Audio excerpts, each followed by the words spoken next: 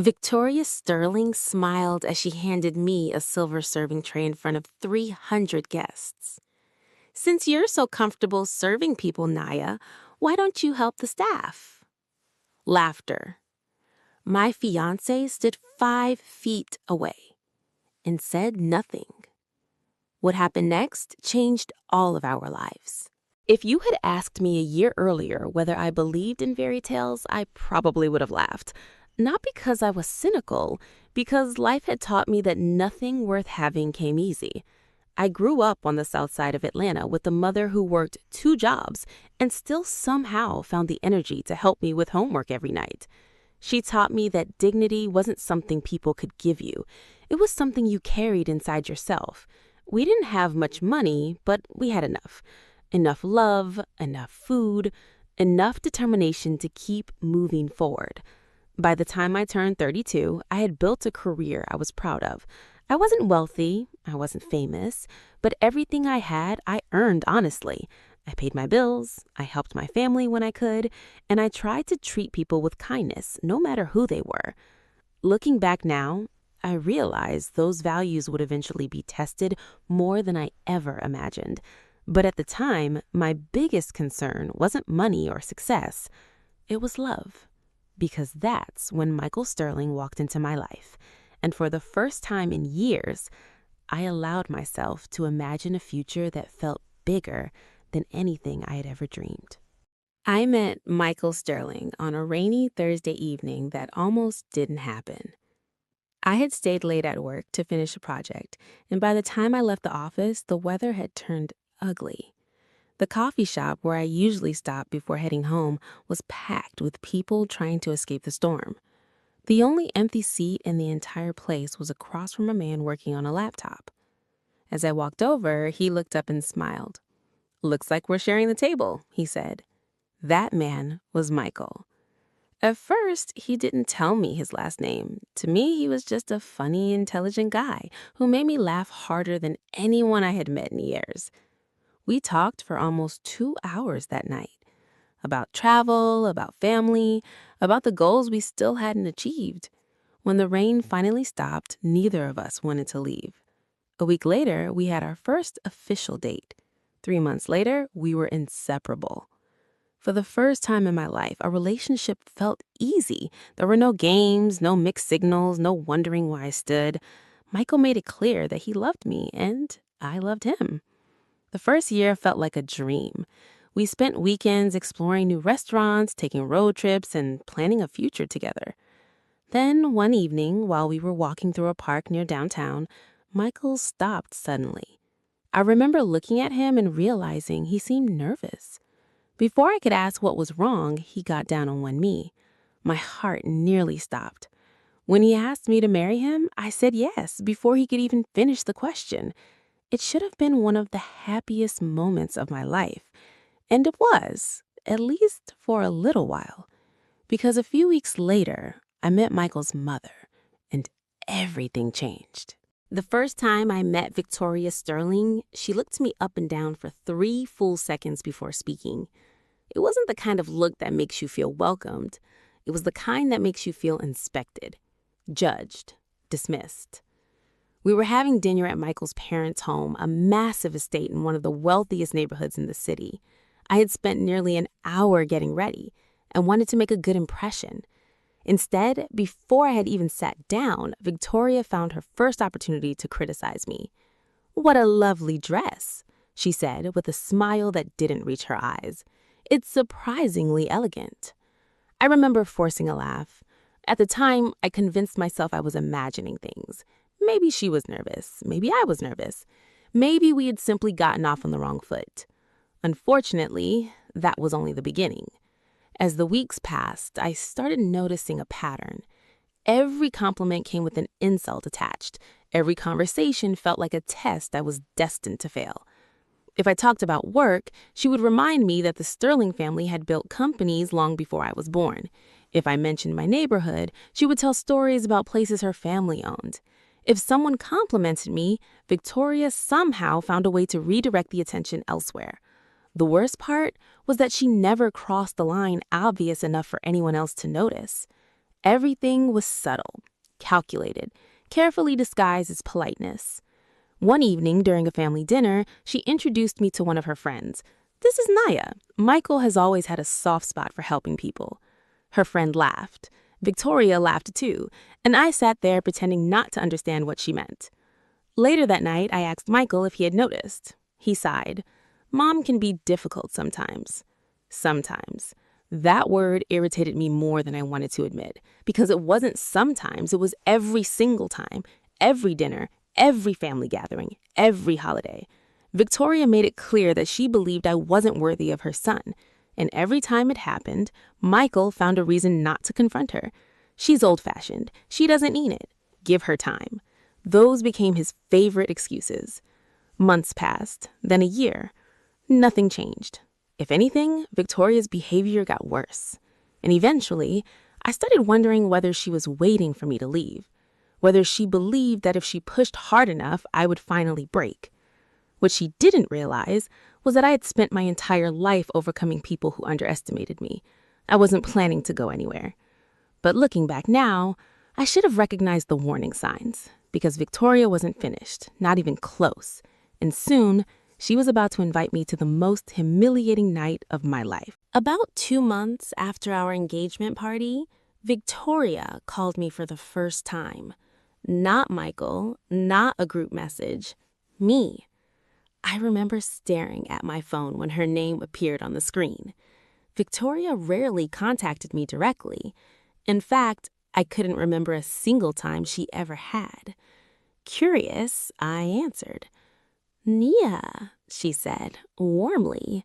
So warmly that I almost checked to make sure I hadn't accidentally answered someone else's phone. "I hope you're doing well." I thanked her and waited.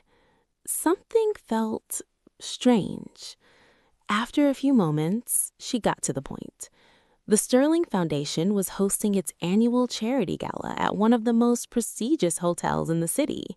Business executives, politicians, investors, media personalities. The guest list read like a magazine cover. "I would love for you to attend," Victoria said. For a second, I didn't know what to say. She was inviting me? Voluntarily? Without Michael asking? It felt so out of character that I almost laughed. When I told Michael about the call that evening, he seemed genuinely pleased. "See," he said, "I told you she'd come around eventually." I wanted to believe him. I really did. Part of me hoped this was Victoria's way of extending an olive branch. Maybe she had finally accepted that I wasn't going anywhere. Maybe she wanted to start over.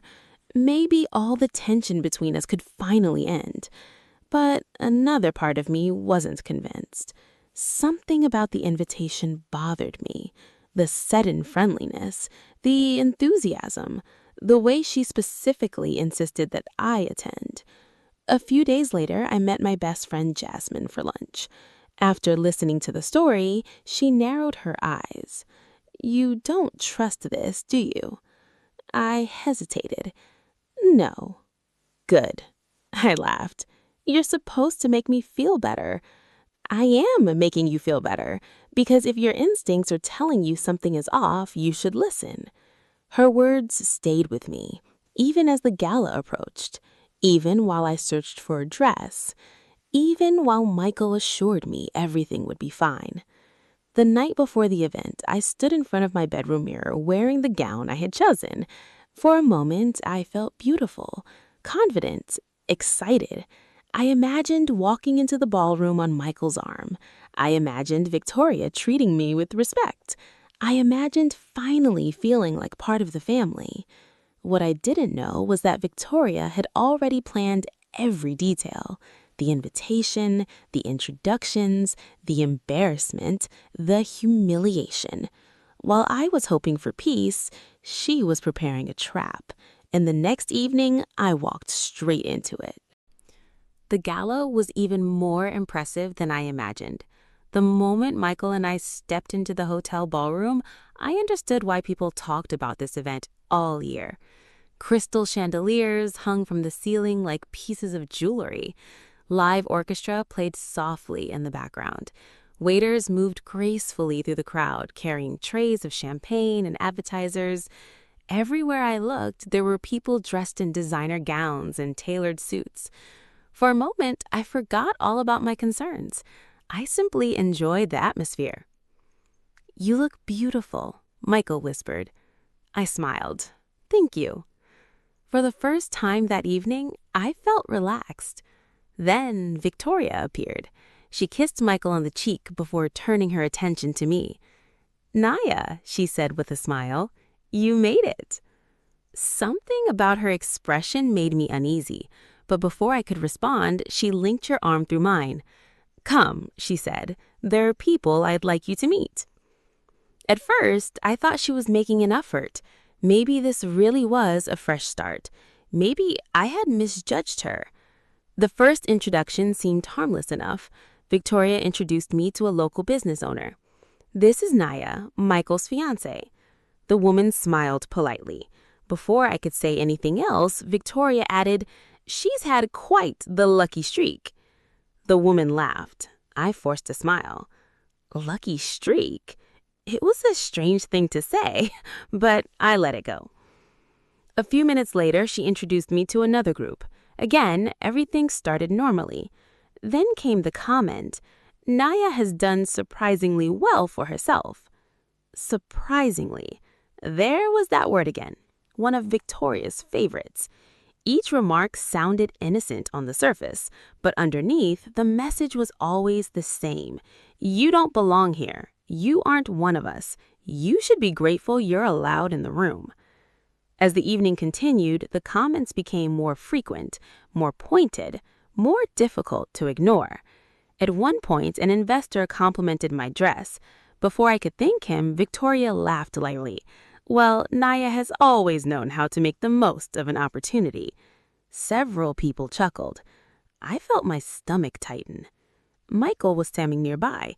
Surely he heard that one. Surely he would say something. Instead, he looked uncomfortable and changed the subject, just like always. The disappointment hit harder than Victoria's insults, because I expected cruelty from her. I didn't expect silence from him.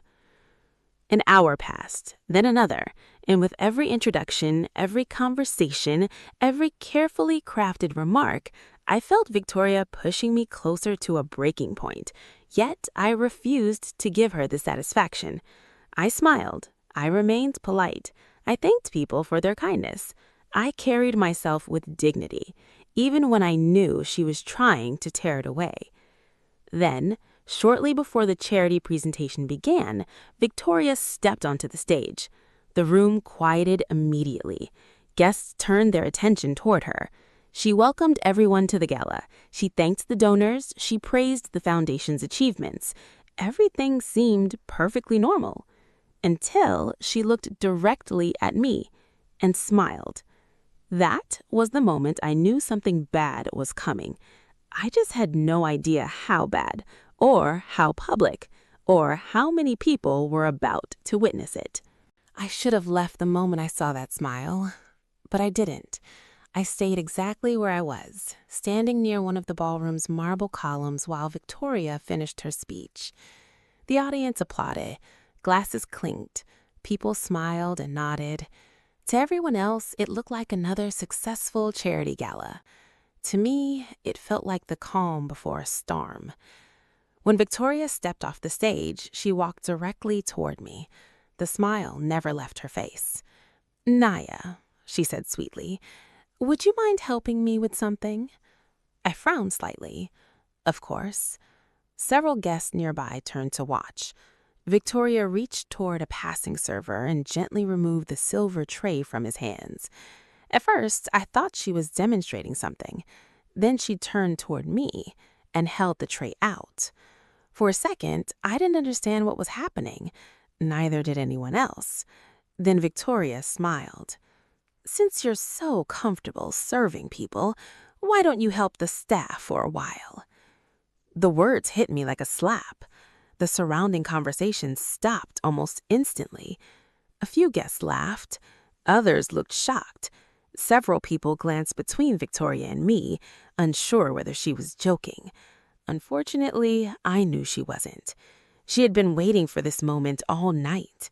Every introduction, every insult, every little comment, it had all been leading here.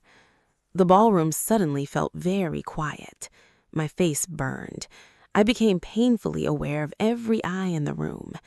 The chandeliers, the music, the whispers, the uncomfortable smiles. I looked toward Michael. He was only a few feet away. For a brief moment, I thought he would finally say something. I thought he would defend the woman he planned to marry. Instead, he froze. The disappointment hurt more than the humiliation, because Victoria was behaving exactly like Victoria.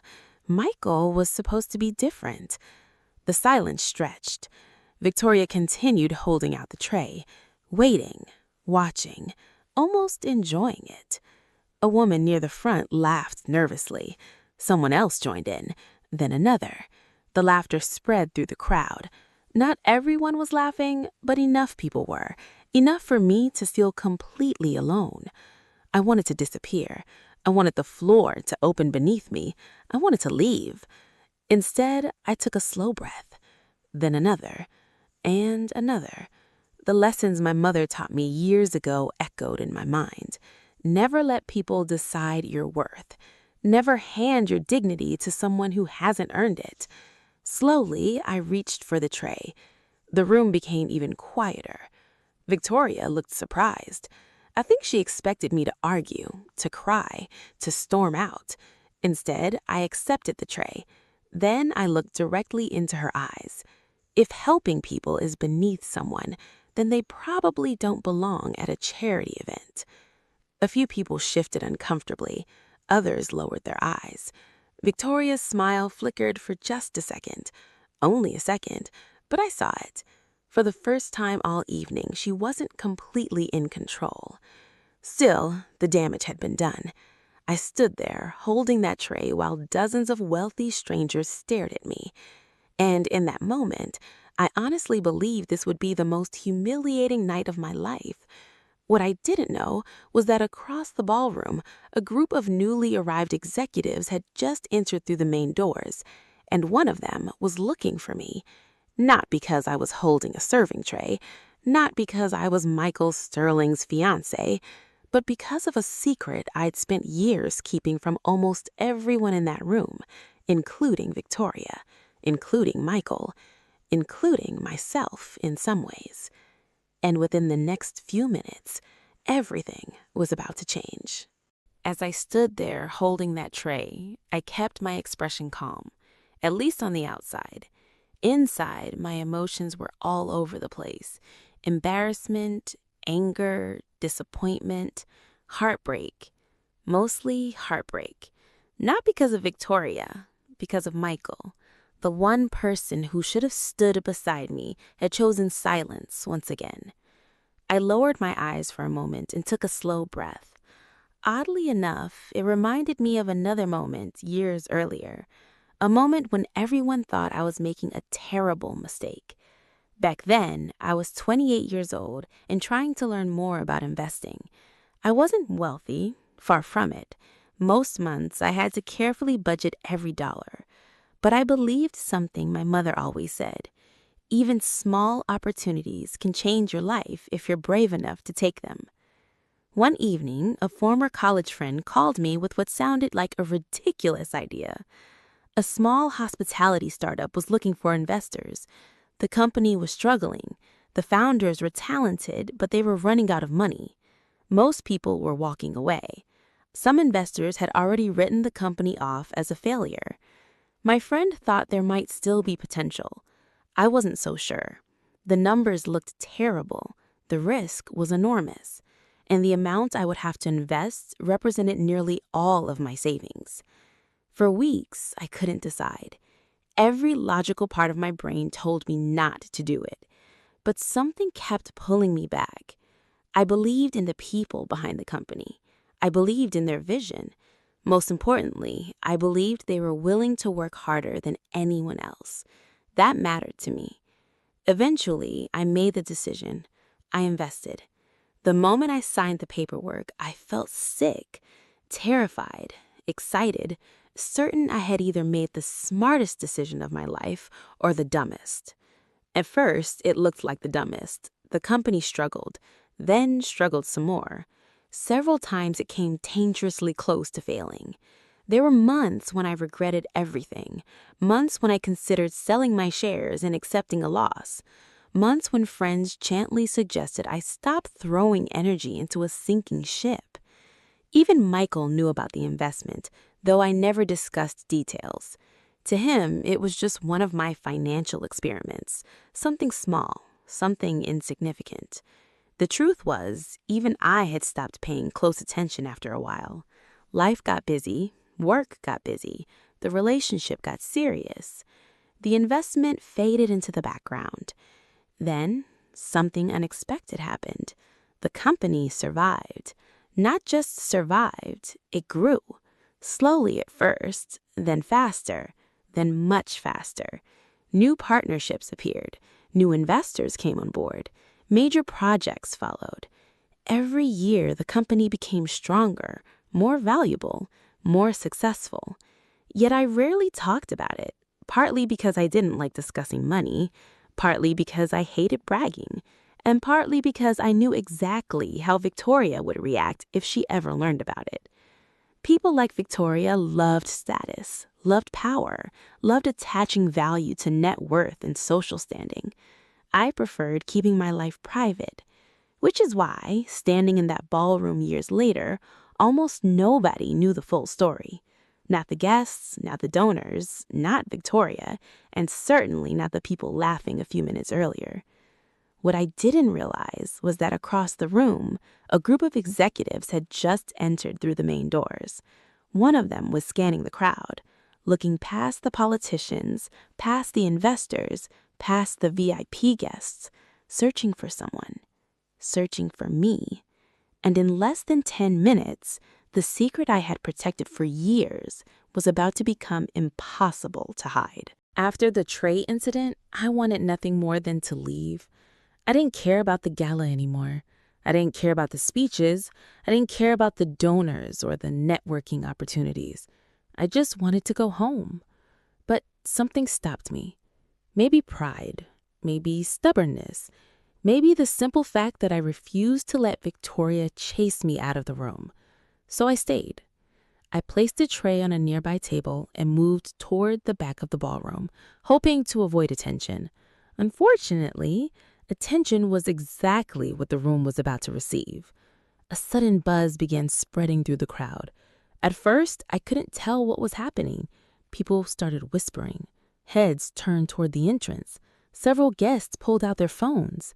Even the orchestra seemed to quiet down. Then I saw them. A group of executives had entered the ballroom. There were 6 of them altogether. 3 men, 3 women, each dressed impeccably, each carrying the quiet confidence of people accustomed to being important. The reaction from the crowd was immediate. Business leaders hurried toward them. Investors suddenly became interested in introductions. People who had been ignoring one another all evening were now competing for attention. I noticed Victoria almost immediately. Her entire posture changed. The same woman who spent the night humiliating me suddenly looked eager, excited, almost nervous. She quickly crossed the ballroom toward the group. I watched as she greeted them with a smile wider than any I had seen all evening. She shook hands, laughed, introduced herself. For the first time, she looked like someone trying very hard to impress somebody else. Curious, I turned toward a guest standing nearby. "Who are they?" I asked. The woman looked surprised. "You don't know?" I shook my head. "They're part of the new ownership group." Ownership group. The words caught my attention immediately. The woman continued. "They recently acquired several luxury properties. Everyone's been talking about it." I nodded politely. Inside, my stomach tightened. Across the room, Victoria appeared to be working harder than ever. She was practically following the executives from conversation to conversation, trying to position herself near them, trying to be noticed, trying to make connections. Then something unusual happened. One of the executives stopped listening, a tall man in a navy suit. While everyone else was talking, he seemed distracted. His eyes moved across the ballroom, slowly, methodically, like he was searching for someone. I watched him scan one side of the room, then the other. He barely acknowledged the people speaking to him. His attention was elsewhere. At first, I thought nothing of it. Then he looked in my direction. For a brief second, our eyes met. His expression changed immediately. Recognition, the kind you see when someone finally finds what they've been looking for. The man excused himself from the conversation. Victoria looked confused. One of the investors tried to stab him. The executive barely seemed to notice. Instead, he started walking straight across the ballroom, past the donors, past the business leaders, past the politicians, past Victoria herself. The room gradually grew quieter. People began watching, wondering where he was going, wondering who could possibly be important enough to pull his attention away from everyone else. I glanced behind me. Maybe he was heading towards someone standing nearby. Maybe there was another guest behind me. But there wasn't. When I looked back, he was still coming directly toward me. And suddenly, every instinct in my body told me something important was about to happen. Something Victoria Sterling never saw coming. Something that would change the entire night and maybe the rest of our lives. The executive stopped directly in front of me. For a moment, neither of us spoke. The ballroom had become strangely quiet. Not completely silent, but quiet enough that people were beginning to notice. I could feel dozens of eyes watching, waiting, wondering. The man smiled. Then he extended his hand. "There you are, partner." The words landed like a thunderclap. I heard several people gasp. Others looked confused. "Partner?" The executive laughed softly. "I've been looking all over for you." I accepted his hand. "It's good to see you too, Daniel." Around us, the confusion only grew. Victoria was frozen. Michael looked completely bewildered. Several guests exchanged puzzled glances. Daniel seemed oblivious to all of it, or perhaps he simply didn't care. "I was beginning to think you skipped the event," he said. "I almost did." His eyes drifted briefly around the room, then down to the serving tray resting on a nearby table. His expression changed, only slightly, but I noticed it. "So that's what was happening when we walked in." The comment caught me off guard. "What do you mean?" Daniel gave a small smile. "We saw enough." My stomach tightened. Apparently, the ownership team had witnessed at least part of what happened. Before I could respond, another executive joined us, then another. Soon the entire group had gathered around, each greeting me warmly, each speaking to me as if we'd known each other for years, because we had. The crowd was openly staring now. Nobody was pretending not to watch anymore. Victoria finally approached. The smile she wore looked strained, artificial, confused. "Daniel," she said carefully, "you know Nia?" Daniel looked genuinely surprised. "Of course we know Nia." The room seemed to hold its breath. Victoria laughed nervously. "Oh," for the first time all evening, she appeared uncertain. I almost felt sorry for her. Almost. Daniel turned toward the surrounding guests, then toward Victoria, then toward Michael. "I assumed everyone here knew." "Knew what?" Michael asked. The question hung in the air. Daniel blinked, then looked at me. I could tell he was realizing something. He was beginning to understand that I had never shared the full story. Not publicly, not to most people, not even with the man I planned to marry. The ballroom felt completely silent now. No music, no conversations, no laughter, just anticipation. Daniel smiled, then said the words that changed everything. "Nia was one of the earliest investors in our company." Murmurs immediately spread through the room. Victoria's expression tightened, but Daniel wasn't finished. When everyone else walked away, she stayed. When people said we'd fail, she believed in us. Several executives nodded. One of them laughed. "I still remember that meeting." "So do I," another replied. Daniel looked back at the crowd. "Without people like Nia, we wouldn't be standing here tonight." The whispers grew louder. I could see people trying to connect the pieces, trying to understand why this mattered, why these executives seemed to respect me so much. Then Daniel delivered the final piece, the one nobody saw coming, including Victoria, including Michael, including many of the guests who had laughed earlier. He smiled and placed a hand lightly on my shoulder. "Nia isn't just an investor. She's one of the owners." The ballroom exploded into stunned silence. For several seconds, nobody moved, nobody spoke, nobody even seemed to breathe. And then every face in the room turned toward Victoria Sterling, the same woman who had handed one of the hotel's owners a serving tray less than 20 minutes ago. The silence that followed felt endless. A few minutes earlier, people had been laughing at me. Now they were staring at Victoria. And for the first time since I had met her, she looked completely lost. "No," she said softly. Then she forced a laugh. "Oh my goodness, I had no idea." Nobody responded. Not Daniel, not the executives, not the guests. The problem wasn't that Victoria didn't know. The problem was that everyone had just witnessed how she treated someone she believed had no status, and no amounts of money could explain that away. Daniel glanced around the room, then toward the serving tray sitting on the nearby table. His expression hardened. "I find that difficult to believe." Victoria's face paled. "What do you mean?" Daniel remained calm. "We walked in during the presentation." The room became even quieter. We saw enough. A murmur spread through the crowd. Several guests immediately looked uncomfortable. A few who had laughed earlier suddenly became fascinated by the floor. Nobody wanted to be associated with what had happened, especially now. Victoria's eyes darted toward me, then toward Michael, then back to Daniel. "I'm sure there was a misunderstanding." There wasn't, and everyone knew it. One of the female executives crossed her arms.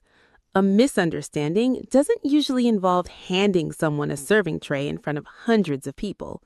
Several people winced. Victoria opened her mouth, closed it, then opened it again, but no words came out. For years, she had controlled every room she entered. She always knew what to say, always knew how to maintain appearances. Tonight, for the first time, appearances were collapsing around her. The guests had started treating me differently already. People who barely acknowledged me earlier were suddenly approaching me, smiling, introducing themselves, complimenting me. Some even apologized for not speaking up. The change was almost uncomfortable because I knew exactly why it was happening. Most of them weren't responding to me. They were responding to the title they had just learned I carried. Owner, partner, investor. The same woman they ignored 30 minutes earlier hadn't changed. Only their perception had. And that bothered me more than I expected.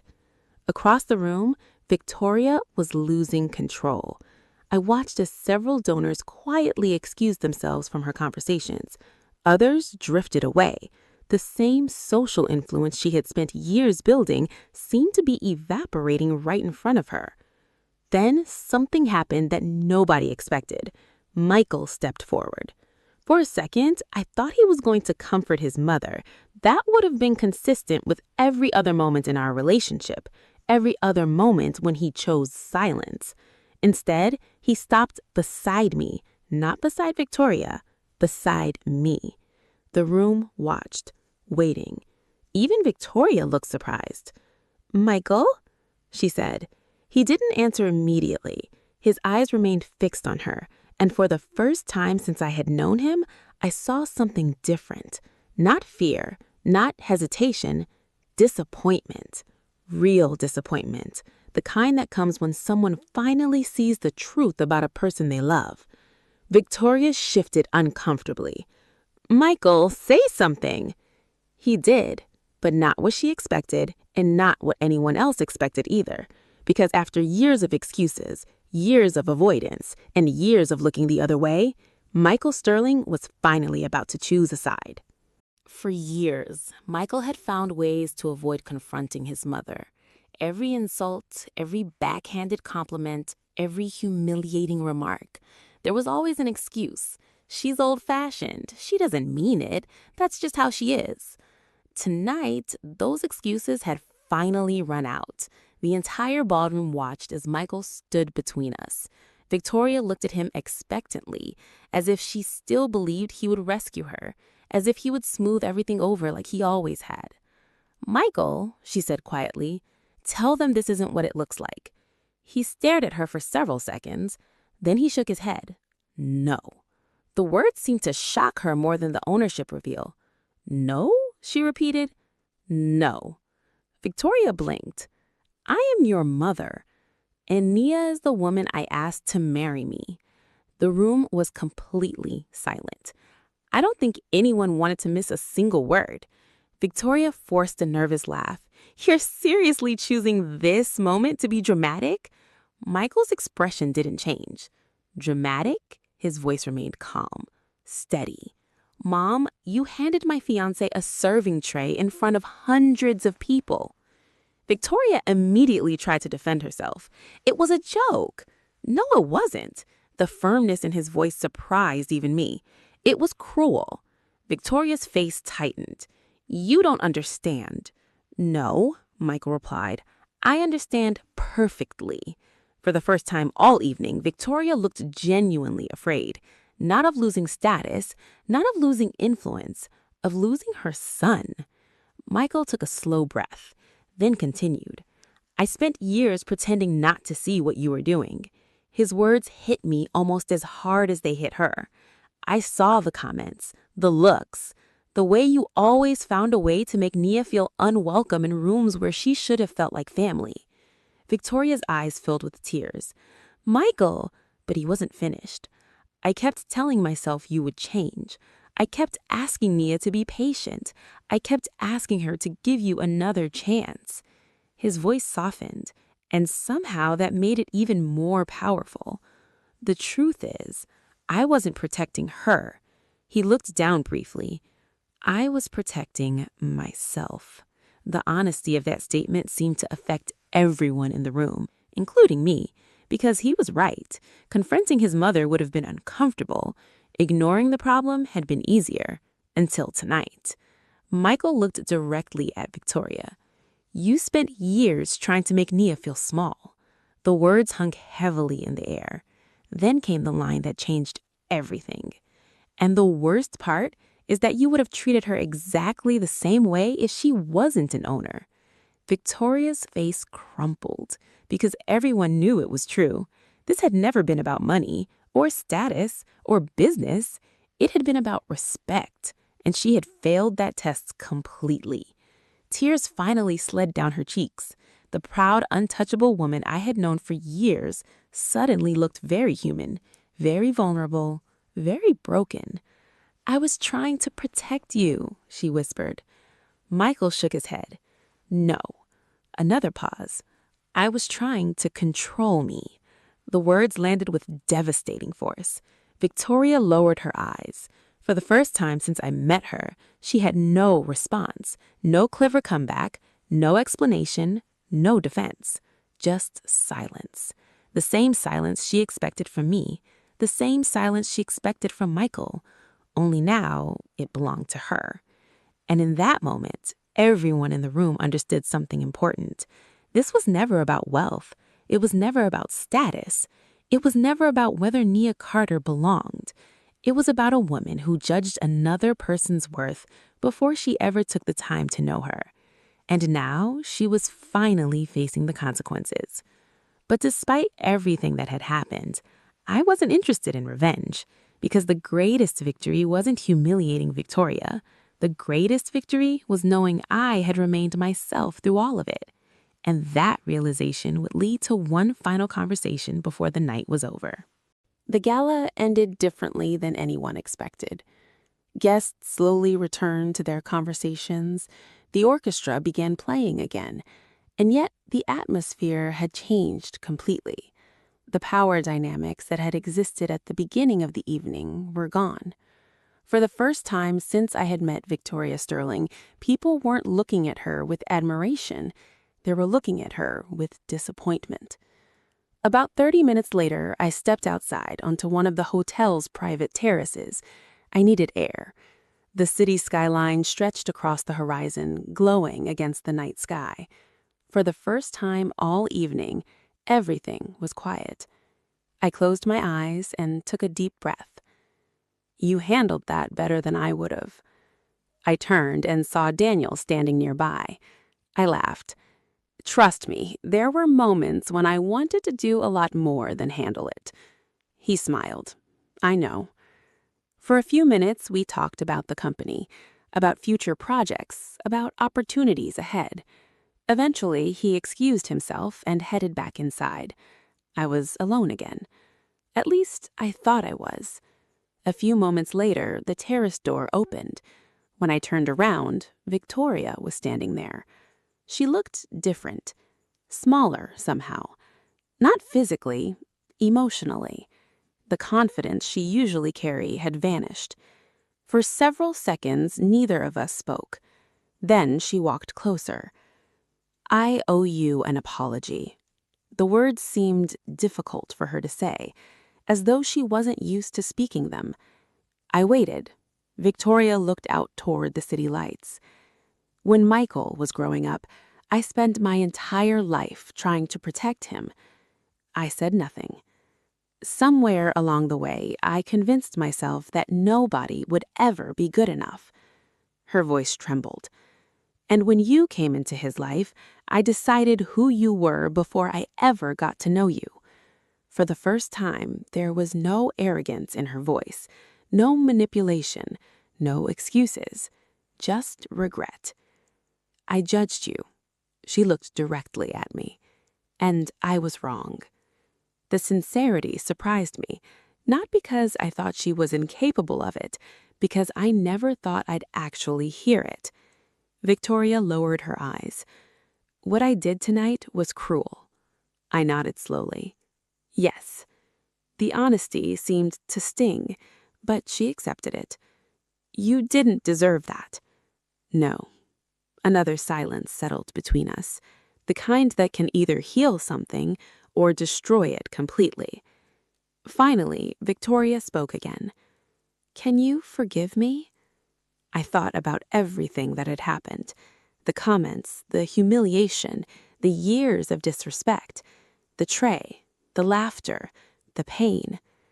Then I thought about my mother, the woman who taught me forgiveness wasn't something you gave another person. It was something you gave yourself. Holding on to anger would not change the past. But forgiveness didn't mean pretending the past never happened, and it certainly didn't mean allowing someone to repeat it. I forgive you. Tears filled Victoria's eyes. But things have to change. She nodded immediately. They will. No more insults. She nodded. No more tests. Another nod. And no more treating me like I have to earn basic respect. Victoria swallowed hard. You have my word. For the first time, I believed her. Not because she suddenly became perfect, because people sometimes need consequences before they finally see themselves clearly. A few minutes later, Michael joined us. The conversation wasn't magically fixed. Years of hurt don't disappear overnight. But for the first time, it felt honest, and honesty was a beginning. As the evening finally came to an end, Michael and I walked out of the hotel together. The same hotel where I had been humiliated, the same hotel where I had been underestimated, the same hotel where everything changed. Halfway to the car, Michael stopped walking. I'm sorry. I looked at him. For tonight? For all of it. The apology carried years of regret, years of silence, years of choosing comfort over courage. I squeezed his hand. You can't change the past. I know. but you can decide who you want to be moving forward." He nodded, and for the first time, I believed he would. As we drove away, the city lights disappeared behind us. I thought about everything that happened: the humiliation, the reveal, the apology, the forgiveness, and one lesson became clearer than ever. Some people think power comes from making others feel small, but real power comes from knowing your worth even when someone else refuses to see it. Because dignity isn't something another person can take away, unless you give it to them. And that was one thing I would never give away again.